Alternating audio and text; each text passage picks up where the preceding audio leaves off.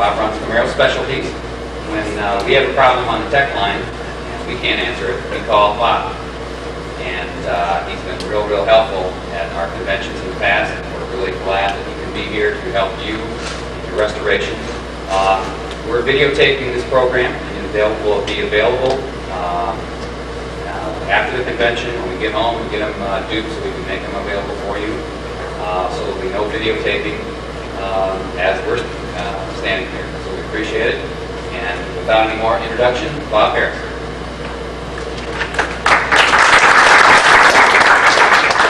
Hello. Most of you probably know me, and I'm sorry I don't know all of you by name, but a lot of faces look real familiar. Did everybody pick up one of these sheets when you came in? If not, there's some at the door.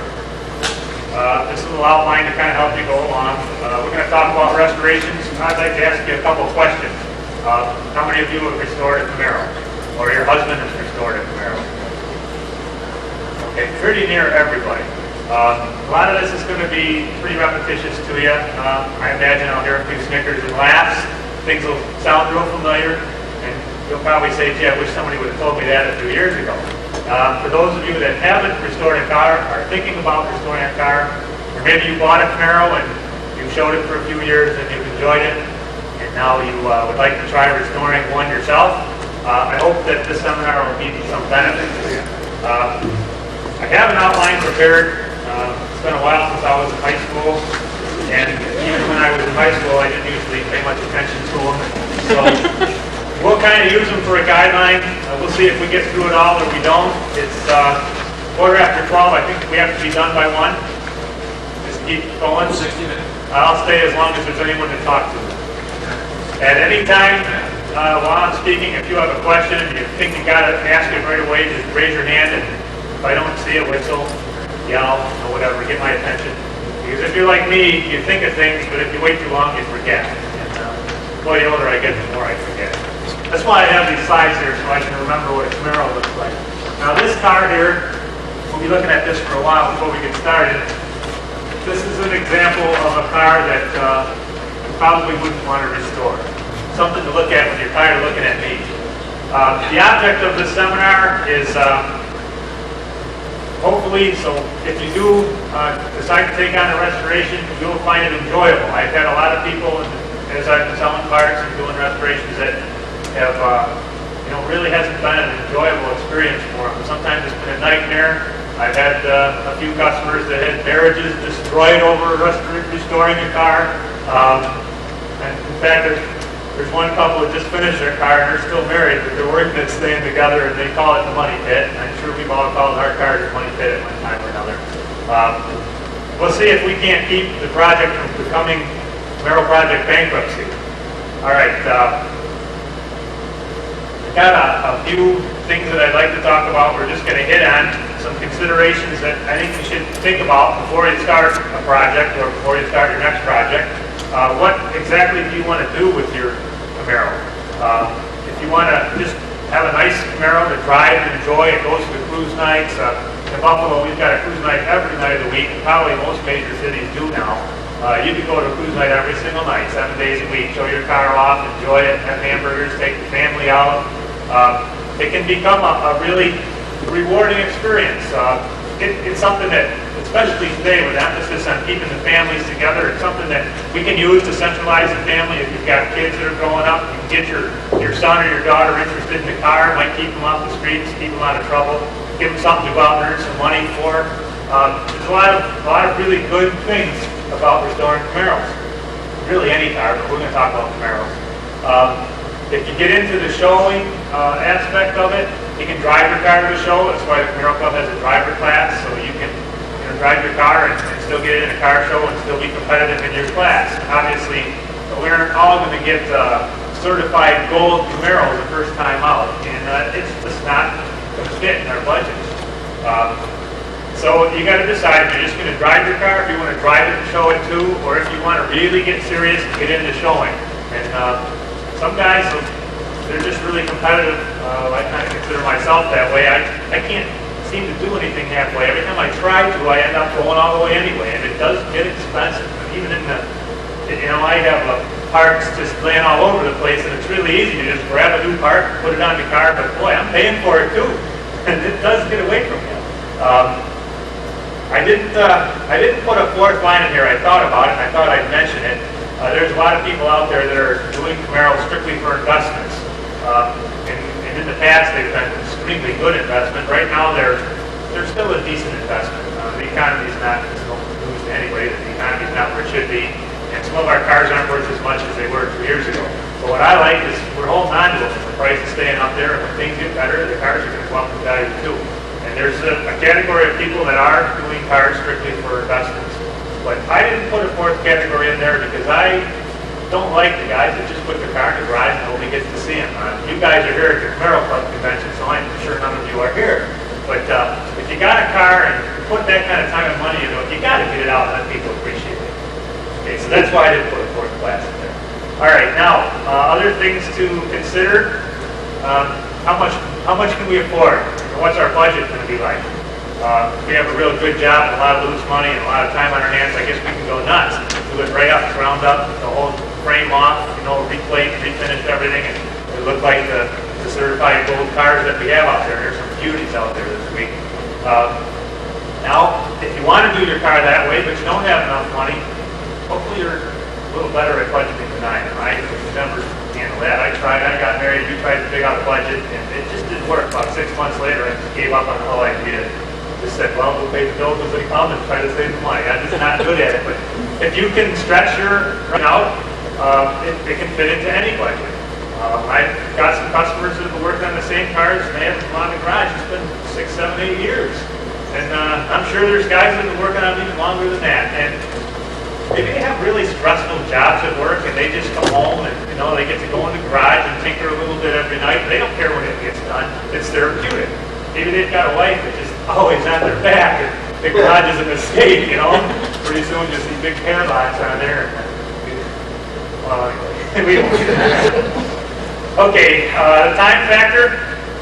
I threw this in here on a drive and enjoy car. You can really, if you buy a good solid car, you can just take it down and get a decent paint job, and you can probably do that car without really a whole lot of time and or money.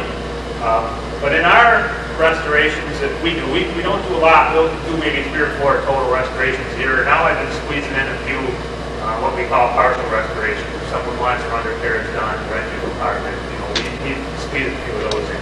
But generally takes someplace between 250 and 850 hours to do a whole car.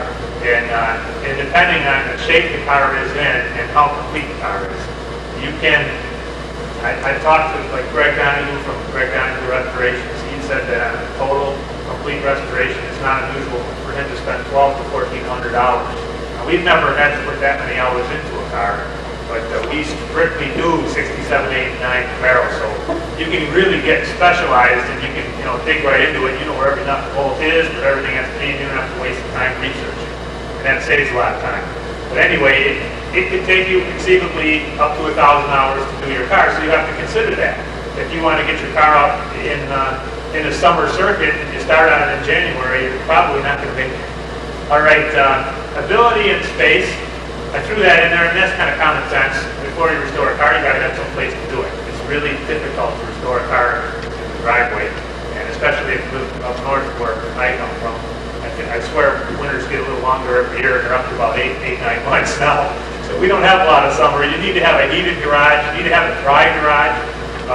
And you need to be able to let your car sit there and not have to move it in and out, because that really gets inconvenient. You get the thing up on the jack stands, and all of a sudden Dad comes along and says, "Son, I want it out of the garage." Geez, Dad. Then they call me up and, "Hey, would you come and buy my Camaro? I don't have any place to work on it." I see that too often, and I really hate to do it. I hate to take the guy's car away, and he knows he can't put it in the local swap paper, and nobody's going to pay a good dollar for a car when the doors are over here, and the rear end's down in the basement, and the engine's not even here yet. And they lose money, and I hate it. I don't like to sell a guy a bunch of parts and then buy them all back for half price. It's just not good PR anyway. So consider that. All right. The third thing here, getting an education. My wife put an A in there, and most of the sheets switched into an E. I was an English major, and I really can't handle mistakes. But anyway, we all make them, and I might have even spelled the word wrong. But Get an education before you get started. A, make sure, get the facts. You need to know what you're looking for when you go out and start looking for a car. You pick up the paper and there's 68 Z28 original engine. Now you got to know what to look for when you get there. And there's an awful lot more Z28s out there for sale now than they ever made. So you really need to know what you're looking for. Just because the car's got a column up and hood and a pair of stripes on it, you know, it's keep looking. All right, get the facts. Make sure the car is what it's supposed to be. Know where to look for the VIN number, the trim tag, dates, etc. An important thing to do is check the VIN number with the build date on the car. There's a lot of cars, I've bought a lot of cars that have had VIN numbers and trim tags switched. And it's not always because a car was stolen. If you're from a state where they're really sticky about titles and things, sometimes it's a lot easier to just get a trim tag or a VIN number off of another car than to go through the legal system.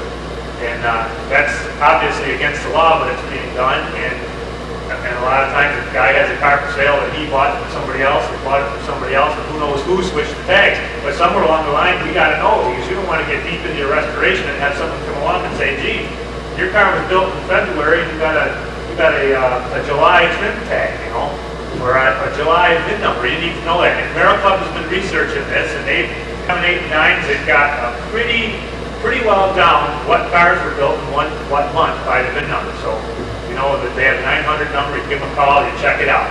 This a couple bucks is well invested. As far as trim tags, 67 trim tags is really easy to decipher. They're in a lot of books now that you need to buy and look, maybe bring with you. Jerry McNeish's Z28 fact book has trim tag decoding for 67 Camaros. The CAMARO Club's done a decoding program. You need to take those books with you and check all that kind of stuff out. Now, options is something that can be added to a car. They could have taken off a car, but it's nice to know what the car's supposed to have and what engine should be in it. All right, yes? How long is acceptable engine building and body building? Well, I'll just answer that really briefly. I really can't answer that. All I can tell you is, to be correct, the engine has to be made before the car was built. It can be, I've seen them as close as 2 or 3 days, as far apart as 6 months. Now, generally, it's within a few weeks to a month, but my 67 Z28 had a protective plate. It was made 6 months before the car, which is an extreme exception, but it's documented. So. Bob, can you just do me a favor, repeat that question? He talked very softly. Oh, yes. For the video. The question was, what was the question? The question was, how do you determine, what is an acceptable time period between the engine build date and the body build? What's an acceptable time period between engine and body build? Right. Okay. What about the engine casting dates? Well, this is the casting date and the assembly date. You generally are very close together. The casting date I'm usually more concerned about. Okay.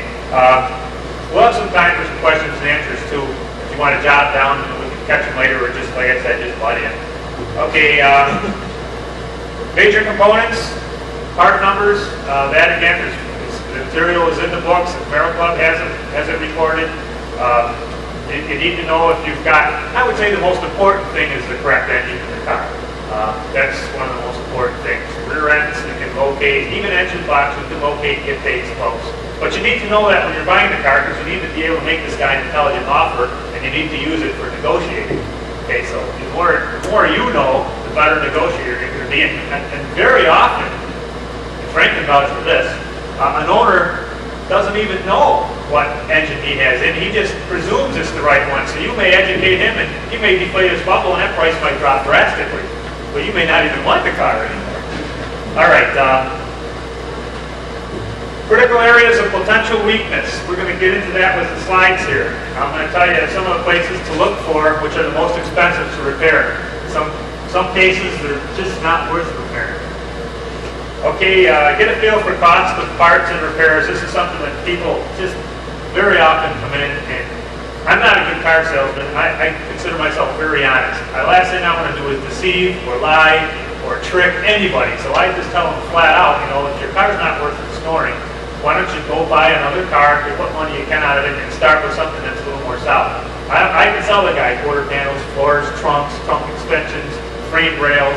We could even cut frames out of the car that you can weld into the car, and guys do it. And I mean, I'm not gonna tell them don't do it if they want to, but I like to prepare them. I mean, you can put $3,000, $4,000 into your undercarriage before you even started working on your car. It's like no problem. Welding is expensive, parts are expensive. So get a kind of a feel for the cost of parts and the cost for the repairs. If you like to do some work on your car, but you don't like to get into all aspects of it, engine rebuilding, paint, it's nothing wrong with having somebody else paint your car for you. You strip it down, take all the chrome off, let them paint it. They're better at it. The painting is very frustrating, especially if you don't do it all the time. It's a lot cheaper, I think, in the long run to let a professional paint your car than you can put it back together. But you need to find out what it's going to cost. Paint prices range all over the place. Paint job can run from $500 to probably $5,000 and more, depending on how much body work needs to be done. So you need to kind of figure for that too. Okay, how-tos. I touched on that a little bit. There's a lot of books and a lot of magazines on the market. You need to get out and buy some. There will be more, but there's a lot of good books out there now. There's one coming on engines. Engines and part numbers for drivetrains has been an area of discussion for quite some time. And it really isn't a 100% book on the market. Even General Motors manuals themselves are incomplete and not always correct. There's a fellow working on a book. His name is Al Coleman. He used to run CNC Automotive, and he's doing an engine book. He's been working on it for a number of years, and I've been helping him a little bit.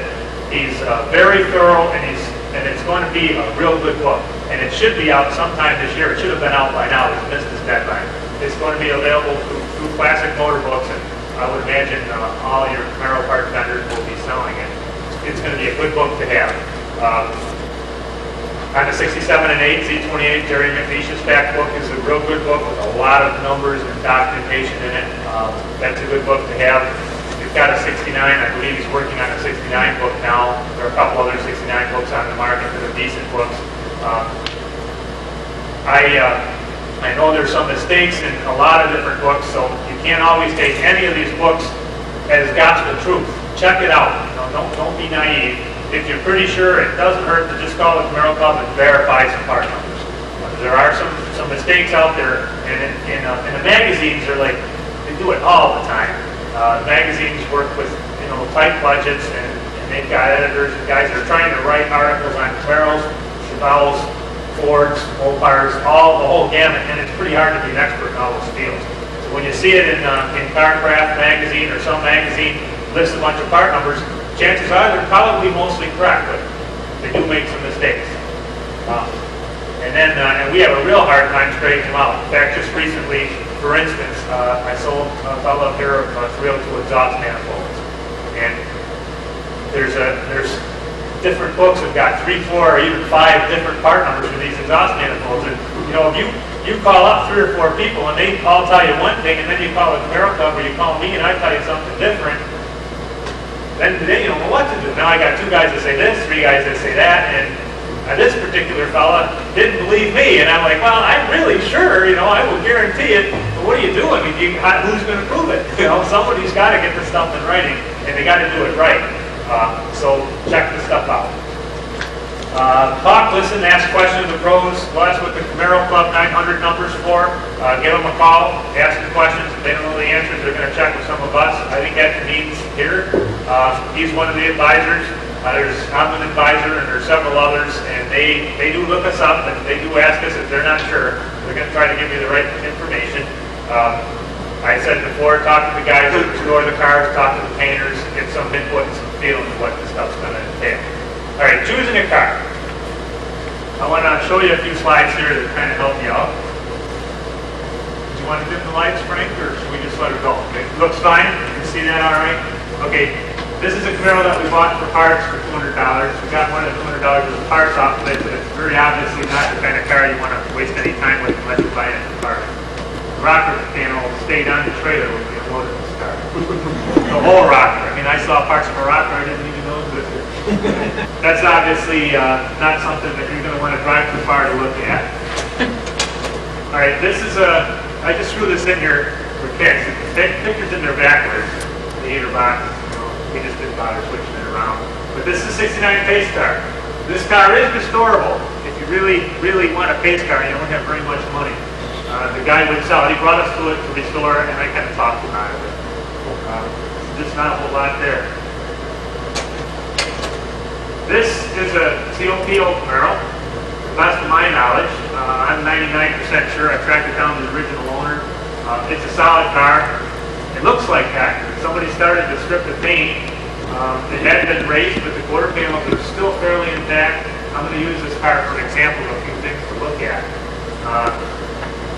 You kind of get excited when you see 427 COPO Camaro, but there's not a whole lot here. You got to start watching those hidden costs. The body is really not, to me, not a big thing. The sheet metal's cheap, and it's usually easier to replace it than it is to repair it. But it's the rest of the car. I'm going to show you a few things to look at. This didn't come out real good, but there's a 12-volt rear end underneath there. You can see these shackles. That's a pretty good indication that you need springs. Up north, I think Camaro needs springs anyway. Tail panel's in nice shape. It's not the original trunk lid. It's pretty well rusted out, but the car is looking pretty good so far. This big black heater box is on there. The outlets come out in the middle, as you can see. The disc brakes, you can kind of see them there. I think in this picture too, you can't really see it, but there's a cross member, and the big blocks have a unique cross member. That's still intact. Good indication that the car is where it's supposed to be. There it is. I knew I had it in there someplace. In the top of the picture, you can see the accelerator lever. You can see that little tab hanging off of it there. That's where the common induction switch fits in. Of course, anybody can throw one of those in with 2 volts if they're trying to take a car. But we looked inside, and it appeared that it had never been out. There was a big rubber strap that the guy had put around his foot for drag racing to keep his foot on the pedal. If the guy's trying to fake it, he's probably not going to put that kind of stuff on there. That's my line. It still has the big black power brake tube there. Power brakes are still on it. There's another picture of that switch we were just talking about. Back here, I was going to mention, you want to check out on the subframe. Subframes come off with 4 bolts, disconnect a few lines, and they're out of there. So if the subframe is bent up or rusted, no big deal. $200 you can have a nice southern subframe. But you got to watch where the subframe mounts on the car because that's a relatively critical area, difficult to repair. This one looks good. We already got that nice trim tags up there. The rivets appear to be the original rivets. You look inside behind them, you can kind of tell if somebody's taken the rivets and tried to put them back in. There are reproduction trim tags on the market, unfortunately, and they advertise it with the correct rivets. The ones I've seen did not have the correct rivets. So let's hope they think they're correct and keep using them. But anyway, there's no great big thing about taking a trim tag off a car anyway. You know, I've talked to a few people that have had them stolen off the car. If you're keeping the car outside at storage for a time period before you get to work on it, you know, I almost couldn't blame a guy for taking a trim tag off the car and taking it in the house because, you know, that's a big chunk of your car right there. Anyway, that's still on there. The X44 codes, paint codes, everything checked out. The numbers correlated with the build date. There's another picture of the power brakes. This is another rust area down here. It's very, very common for that horn to rust out when the water gets in behind the heater or the air vents. That's easy to repair, and it's a part of the car that you're not ever going to see when your fenders are on and everything, but you still would want to fix it. The reason I put that in there is this and this bracket right here, they really make a car look bad when they're rotted off, but it's no big deal to fix. Don't get too worried about that. On the top of the cowl, I don't think I got a picture up there, but that's another spot where Camaros always want to rust out underneath the windshield. The condensation runs down and rocks them out. It's no big deal to repair them. In fact, I sell them by the piles. You just need to replace them. It's not a big thing. That's the corner of a door. I think it's in focus, isn't it? You guys see it better than I can? Maybe we need to dim the lights a little. Can we do that, Frank?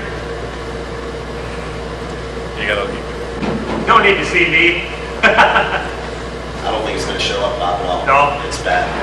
Okay, well that's the corner of the door. I'll kind of help you a little. Right down in here is a pocket that always wants to rust out. Can you hear it okay? Am I talking on them? My wife always tells me I have a big mouth. right, that's a spot that you want to check on a door. If those look really nice, you can tell it's never been vinyl up. The seam is real tight, take my word for it. Front corner, same way. If you got good tight frame, you got a good door. There's the other door, same thing, check on the bottom. The rockers, that's very light surface rust. The rockers are solid. They're repairable too. That's another area that you see rust on a lot of times. In fact, I've had cars come in that didn't need quarters or anything, but had rusted out rockers. It's a puzzle to me, but it happens, and they're galvanized. But they rust from the inside out. All right, you can kind of get into the floor pan a little bit too. This car has a nice floor. This is a driver's floor. Windows were down and it rained the night before. It rains a lot up there lately, but the floors are real solid. That's just a little puddling there. They're real solid floors. We're in really good shape now. But notice the shifter tunnel. If you've got a 4-speed car, you've probably replaced one before. It seems like everybody wants to put an aftermarket shifter in, and the hottest thing on the market doesn't fit the console, so I'll close the console and out. And here comes the chisel and the whack, you know, just whack the big hole, and there we go. It's really no big deal to fix either, but it's another thing. This is a trunk pan. You can kind of picture it there. It's real solid. Trunks are another one of the first areas to go in a Camaro, especially if they have a rubber trunk mat, because they hold the moisture underneath them and they rust out. I've had rust-free California cars come in that had no trunk. You just flip the mat up and there's the gas tank right there. And it's no big deal, but it's another expense you got to kind of consider. Like I said, you can use it for negotiating power. This car has had the battery in the trunk with the battery cables, and they didn't drill too many holes. They pulled most of them up through the trunk plug, so it's a nice trunk. This car doesn't need a trunk can. These are the shock towers. It's another area to look at. If you can see it there, this is where the shock comes through the trunk. This area right in through here is another weak spot. This one's nice and tight. The seams are tight. You want to watch that, and you want to watch underneath that where it mounts to the frame, because if it really gets rusty, or guys put air shocks with 120 pounds on to get it way up in the air, they'll just push right up through, and that would need to be repaired. I think while I'm on this, because I didn't get a picture of it, I would have needed to flip the car upside down. Frame, while we're talking about the shock towers, the frame that goes underneath here, through the bottom, goes up over the shock tower and down, and just underneath the back seat. Very critical area in a Camaro. In fact, that's the first place that I always look. When they get rusty, that floor will start to rust, that front frame mount, and especially 70 to 74 Camaros, with the 67, 8, 9s are prone to it too. They'll go there, and that's your unibody reinforcement. Once that comes up through the floor, now you're starting to talk some serious money. And you really have to know what you're doing to do a nice job, make it look like you never was underneath there fixing something. Personally, I don't like to work at the car that needs that frame, and if somebody brought me a car to restore that needed that frame, I'd probably turn the job away, because I just don't like turning out that kind of work. Watch, if the car is a Coco, a big block, a pace car, or something with a lot of value when it's done, then then you may want to think about it. But if it's anything else, I'd probably keep looking for another car. I guess if there's any place on a car that you don't look besides this place, I'm not going to be upset. But this is the most important spot to me to look on your car. So when you walk up to the car, I don't care how nice the paint job is, how clean the engine compartment is, how nice the interior is, get underneath the car and look at that frame first. And then I'll be really proud of you. I'll feel like I accomplished something today. I can think, I'm going to give you a little story. A fella come out, he was looking at Camaros. If we sell a car, we don't restore it and sell it, because you just don't make a lot of money if you want to do it right. And my fear is, I don't want to do a car that's not right, because it's going to go out there with our name on it, and that's bad for business. So I bring some cars in from the south. This was a 69 Camaro. We brought it from California. It had its share of dings and dents. Probably didn't run, I can't recall now, it was a couple years ago. But the paint job was really tired, the sun had scorched it up, it pretty much destroyed the interior, but the undercarriage is like a piece of work, You could just get underneath there, wash it down, and show it. It was clean, really nice and solid. And I just love working on those southern cars. You can break the bolts loose and take them off with your fingers. You don't need torches, you don't need vice grips. It's like a trip. You'd really enjoy it. But I tried to explain to the guy what he needs to look for when he buys a car and that, and he looked at the car, and I think we're probably asking like $2,500 for it. He didn't want to spend that, so he went out, he found an SS Camaro for $3,500. It had a gorgeous paint job, it looked real nice, and it was right on the road. He could just put it on the road and drive it, and that's what he did. And he brought it in to me, I wanted to pick up a few parts, and he wanted some advice, and he said, I need leaf springs. Well, that's okay, that's a 50-50 one already, so we go out and look, and sure enough, his back seat's already about 6 inches up in the air, and his frame is holding, the back seat's holding the frame down. I mean, he was in bad shape. He spent $3,500 for a parts car, and I felt bad for him, you know. And now he still isn't any further ahead. It looks nice in his yard. I said, the only thing you can do is take this to a welding shop, get someone to weld it up. The other side was ready to go. The whole undercarriage was bad. There was stop signs for floor pans and all over. Nice new carpets in there, but the guy didn't get down on his hands and knees and look underneath the car. And I even told him so. What can I say? But anyway, the poor guy, he paid, you know, he probably had $1,000 worth of car. He paid $3,500. He'd have been way better off buying that car, taking it and some body work done on it, paint job, and he'd have had a car he could have kept.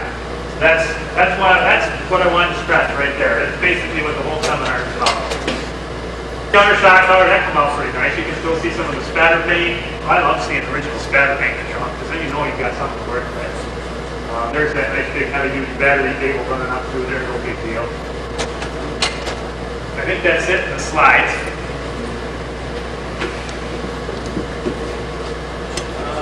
Where are we now? Choosing a car, okay. B, cautious steps, how to avoid clever deception. I had to throw this in there because we touched on it already, reproduction trim tags. We already mentioned there's more Z28s out there now than there probably was built. It happened in the Corvette market with the big block Corvettes, and everybody knows what happened in the Corvette market. We don't want this to happen in the Camaro market. It's going to take a while for things to come back, but now we're going to have an educated consumer. These guys with the big money that were out buying cars because the stock market crashed, if they buy a car again, you can bet they're going to make sure they know what they're spending their money on. Well, we need to watch this. We got reproduction trim tags. We've got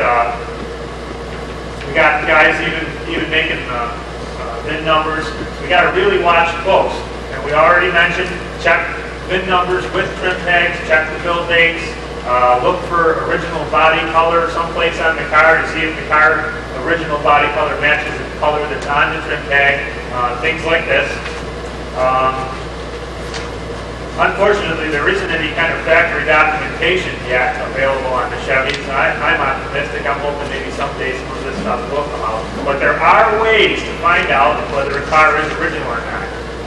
The FBI has some ways. You can't be 100% sure, but you can be pretty sure. And at some point in time, there's going to be a few people that are faking cars that are going to be in trouble. That's my feeling. And we're going to make sure it doesn't happen to us. We don't get cleverly deceived. Getting your money's worth, well, I think we kind of went over some of that with the slides. Make sure we know what we're buying just because it looks nice. I put this in here, number one, look for the model of your choice. I go to Carlisle every year, spring and fall, and if you've never been there, you ought to go there just for the fun of it one time. It's like going to the Grand Canyon. I mean, it's unbelievable as you're in the cars. You get there and you look around and you think, I can't believe this. And every time I go there, I say the same thing. But what I'm getting at is they sell cars there, and the car corral is huge. I don't know, I'm going to take a guess. There's probably between 1,000 and 1,500 cars for sale out there, and there may even be more than that. People will come there in mind, they want to buy a Chevelle, they want to buy a Camaro. When they come, they bring their money, and they start walking around, and boy, they get confused. Because pretty soon you're looking at Camaros, and then you start looking at the Chevelles, and all of a sudden there's a Corvette, and it's like, you've got enough money, you could buy that car, you know? Actually, this Corvette's cheaper than the Camaro I was looking at. And then they go up to the top of the hill, and they see 3 or 4 more cars that they like, and now they're just scratching their head, they don't know what to do, and they go back down the hill, and oh, that car is sold now, and then they go back up, and they start, and I bet you more people leave there without a car, came with full intention to buy one, than probably leave with a car, because they just get confused. So kind of stick to your game plan. If you want a convertible, buy a convertible. Don't let anybody talk you out of it. If you want a C20, you want a big block, go for what your goal is. Life is really too short. I turned 36 last month. I guess I'm like half dead, you know? I can't hardly believe it. In fact, I don't think anyone in my family ever lived to be 70. So it's too short to fiddle around. If you got a goal that you're after, go for it. You know, and don't let anybody talk you out of it. And stick with it. If you want a red car, buy a red car. I have guys come in all the time. Well, I bought the '69 Camaro, but I really wanted a '67. But I got tired of looking and I found this car, and I got it half done, but my heart's not into it. How much will you give me for it? I'd like to buy the '69. You know, I don't like to see that. So when you set your goals, you know, be sure yourself to go out there with your nose to the wind and go for the car that you want. All right. Value is relative to authenticity. I put that in there. I think it's important. If you want a car for investment purposes, if you're going to put a lot of money into your car, and let's face it, every Camaro, every car is an investment. Most of them are bad investments. The government sees them as a bad investment, but they can be a good investment. They can be a very good investment. I've sold a few cars. I'll be honest with you. I sold maybe 1 or 2 cars. When I was younger, I didn't make that much money in a year. I made it off of 1 car, and you can do it too. They're out there. It's a little harder now because people are getting a little smarter, but in fact, it seems like you can go up into the hills of the Ozark Mountains and you think that these good old boys don't have any idea what a car's worth. I'll tell you what, they're the only one as far as they know, in existence, and they're probably going to want more for it than if you go into the city where there's at least a few more, and guys have a better idea what's going on. So you never really know where you're going to find your hidden car. It could be anywhere. But authenticity and documentation is very important, and the best documentation, I think, is a protective plate, original window sticker, or a bill of sale, something like that. A letter notarized from an original owner. If you can track it back as documentation. And now, again, clever deception. Maybe most of you know this, but you can now buy a protector plate. And you can buy the protector plate, and they'll put anything on there you want to sell it to your great-grandmother. They'll put it right on there, and whatever you want. It's supposed to be illegal. They say they're under authority scrutiny. I don't know exactly how it works. All I know is they're out there, and it's a shame. But if you see a protector plate that just looks too new to be original, start to wonder, start to watch. You know, when you size this guy up, see if he seems honest, see if he did the work or he bought it that way. You know, try to cover your tracks. Just because the thing looks like new doesn't mean it hasn't been in a lockbox for 25 years. And if the guy was smart, that's where he put it. Most of the time, 25 years ago, we bought these cars for pound on, and we really didn't give a hoot if that protector plate was around. The warranty's up. Who needs it? You know. But it is nice to have some kind of documentation with the car. It's always going to be worth more if it's documented.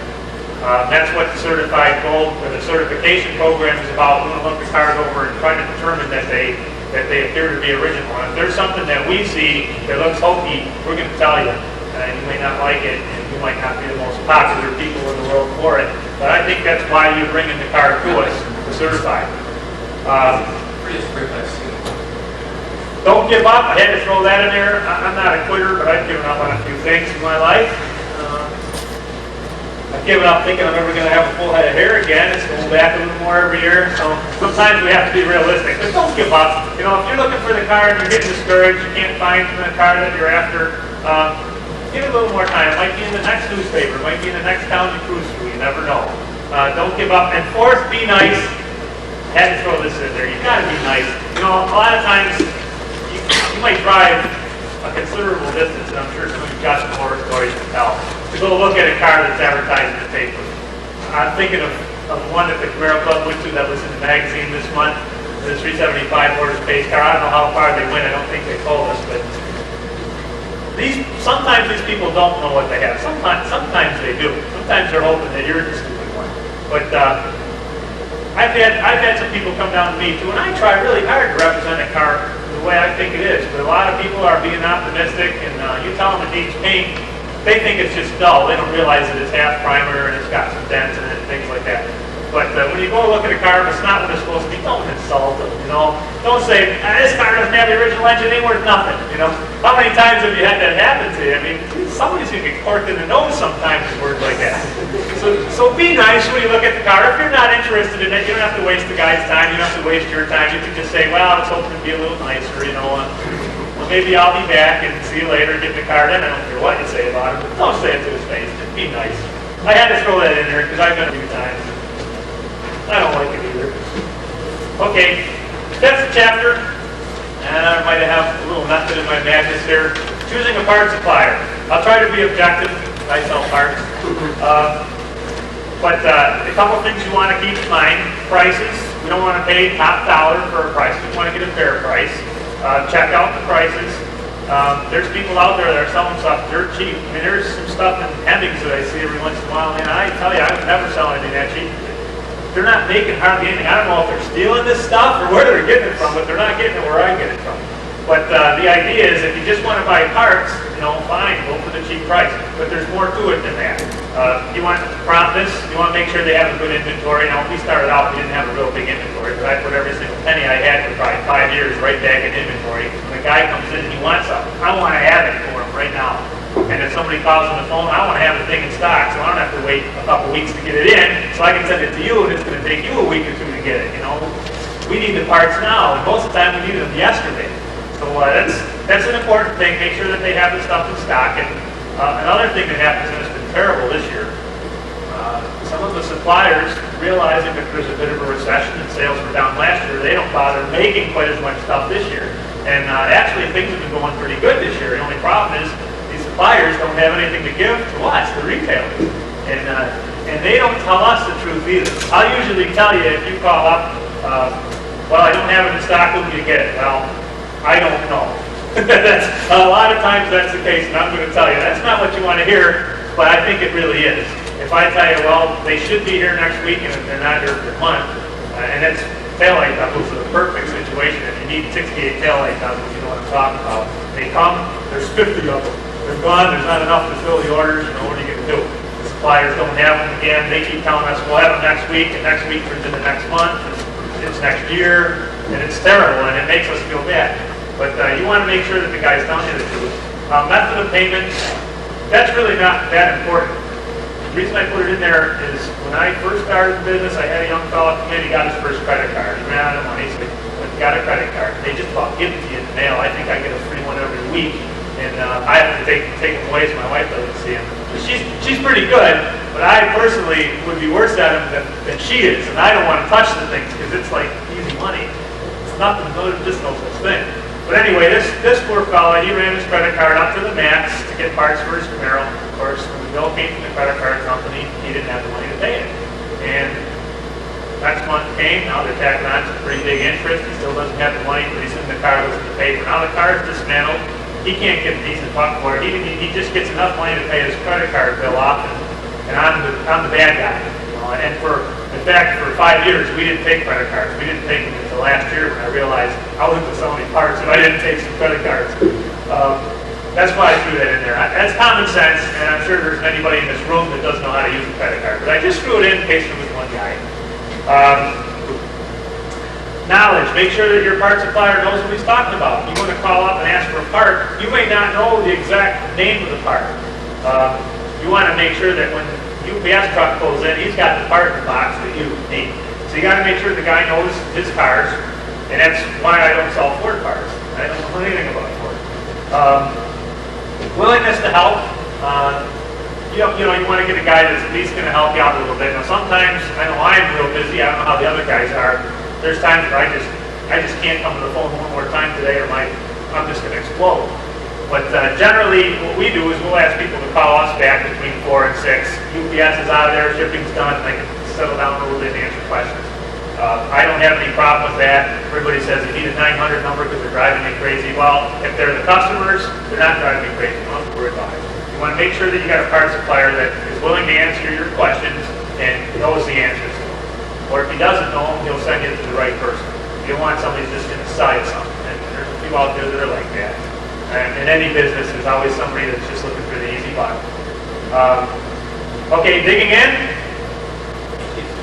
Too bad. Well, figured it right. When you start on your project car, this is just kind of some tips. Before you take the thing apart, you don't know how long it's really going to take you to put that car back together. There's a lot of unforeseen things in life. Anything can happen. The house could burn down. There could be a death in the family. There could be you might lose your job.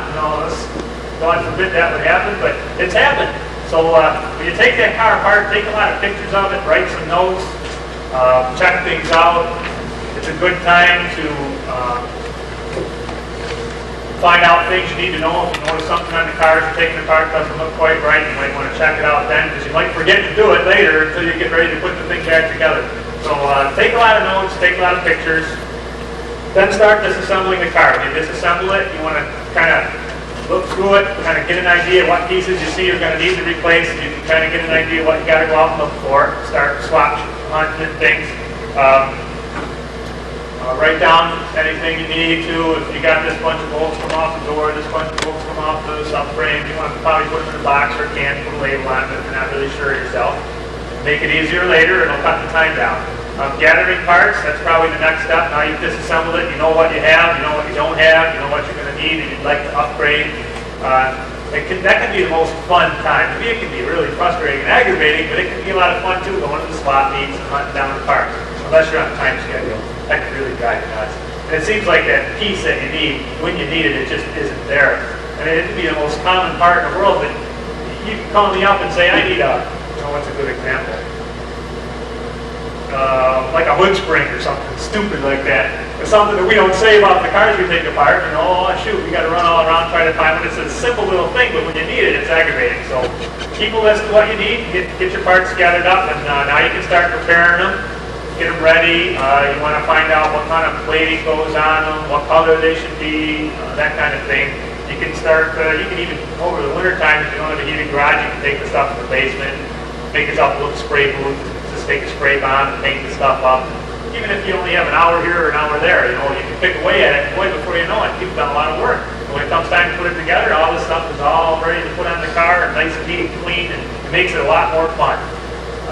Definitely clean everything up though. Boy, it's really fun putting the car together when you got all those clean parts. You don't have to take all the grease and stuff off it. It'll look a lot better too. Assembly, that kind of goes without saying, but it's surprising how many guys want to spend $18 or $19 for an assembly manual. It's really invaluable when you put the car together. Get an assembly manual, get some books. There's another book that I meant to mention earlier. There's quite a few restoration books on the market. There's one that I've just found well worth the money. I think everybody that's restoring cars should get it. It's written by Greg Donahue, and it's, maybe some of you know the name of it. It's a Guide to Restoration or something like that. Nobody out here knows what it is? I got it in my catalog. It's put out by Greg Donahue. It's huge. It's like a 5-0. It's really thick. It's not that expensive, but it's so full of tips. It's not just Camaros. I mean, he kind of goes through all kind of cars. But he'll have chapters on what Chevrolet does, what Ford does, things like that. But the tips in it are well worth the money. It'll cut you a lot of corners. And storage, got to keep in mind that you need a place to store your car. And I just had to throw this in too because I've learned a few things the hard way in that aspect. Make sure you've got a really dry place to store your car. Keep cover on it. If you get a heavy cover, it'll prevent any accidents from happening. It might save you a bicycle down the side of the car or something like that if you've got a tight garage. But find a good dry place to store it. I one time stored a car in a barn. Everybody says barn's a really good place to store it, and I thought, yeah, that makes a lot of sense. Just don't put it in the basement of the barn. And if there's a lot of pigeons or chickens in the barn, oh man, they don't even have to do their job on the car. There's something in the air, some kind of acid in the air that comes from the pigeon that will just do things to your chrome that you're not going to like, and you can pull that cover off the car and go, oh my goodness, in a year or two, look what's happened, I need new chrome. The rest of the car can be beautiful. And I don't know what it is, but there's something to it.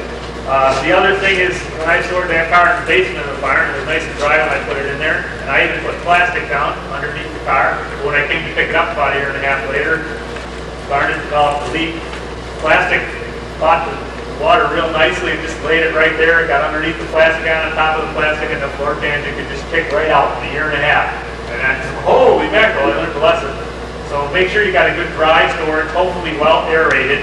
Sometimes it's almost better to keep your car outside than in a damp garage. In fact, I would say it's always better to keep it outside than in a damp garage. Get it off the ground so the air can circulate underneath there.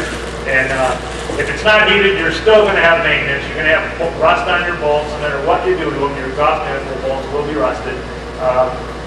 Your exhaust manifolds will probably have to be touched up, maybe repainted pretty near every year. It's one of those things you're just going to have to get accustomed to. Another very valuable lesson I learned coming back from the Camaro Nationals a couple years ago I left my car in the trailer. I bought an enclosed trailer. Didn't know I needed to put vents in it. It wasn't ventilated. And I thought, boy, it'll be really nice and safe to keep it in the trailer. And I left it in there, just hooked up the truck, took it to the next car show a month or two later, popped the hood open, and I about had a heart attack. I had rust everywhere. Everywhere there was anything that rust could get at, it was there. It was exhaust manifold looked like someone dipped them in acid. It was on every bolt head. What happened was I put my car into a sauna and left it there for 2 months. And you gotta be careful of that too. Maybe that little tip will save somebody the aggravation that I had tearing all that stuff back off after I just got done with it, you know. All right, I have a 7th chapter here, Politics of Car Shows. I kind of threw that in there in case I didn't talk enough, which I should have known. I usually have too much trouble talking once I get started. We're all here, so we're at a car show, and most of you have probably been to a car show before, so you know what I'm about to say. Don't get too bent out of shape if you don't get first place, if you don't think that your car got what it should have got, and you maybe got first or second, you know darn well the guy that got first, he's got more things wrong with his car than you have in yours. Judges are human, and most of you guys in this room are going to be humans tomorrow. We do the best we can. We've got to be objective, but we're not going to win them all. And there's nobody that can build you a car that's going to win every show you go to. I don't care what they say. I've had guys bring cars to me and say, I want you to build me a car that's going to give me first place everywhere I go. Well, I got the wrong guy. I can't help you. I think I can build you a car that'll probably place in most of the car shows and you'll get your share of winning. But there's other nice cars out there too. There's other people that have the money to put into it. And the judges don't always know everything they're supposed to know. And we're all human. So don't get too worked up if you're just not getting what you know you've earned. Because it'll come to you. Just stick there. Keep on it. Look your judging sheets over, and when you see that you got something wrong with your car, don't be too proud to admit it. Okay, I guess I do have the wrong part number on there. Go hunt it up, and that's part of the fun. Get it on there. Now the car's a little better. You kind of get excited when you go to the next show because you know you're going to get your point there. Of course, some judge is going to find something else you're going to have to do. And I even do it with my own cars. I'll go to a car show, and a car that we've restored, I'll look at it and go, holy smokes, how did I let that happen? You got to get that out there. When things happen, we learn. Everybody's learning. There's things to learn about these cars. Matter of fact, I would say that restoring a Camaro is kind of like a preacher one time told me this. When you become a Christian, you study the Bible. The Bible's like a pool. A new Christian can splash around in shallow water and never drown, but the theologian can dive into the deep end and never touch the bottom. Well, a Camaro is just like that. So you can have a lot of fun with your car. You can tinker with it, you can play with it, you can enjoy it. But if you want to really get down and dirty, you can spend 15 years on your restoration. You can look for an NOS every piece of that car. By the time you're done with it, you probably have to start over on a few things. You can just make it as easy or as complicated as you want to make it. And there's nothing wrong with either end, It's just a matter of personality and how you want to approach your restoration. That's all I got to say. I hope you guys got a few questions. And if you don't, I'm going to hang around and talk to you. I think there's another seminar coming in. Nobody here. Anybody have any questions? Well, thank you all for coming. I hope you have a real nice weekend, and I hope you all get gold certification this week.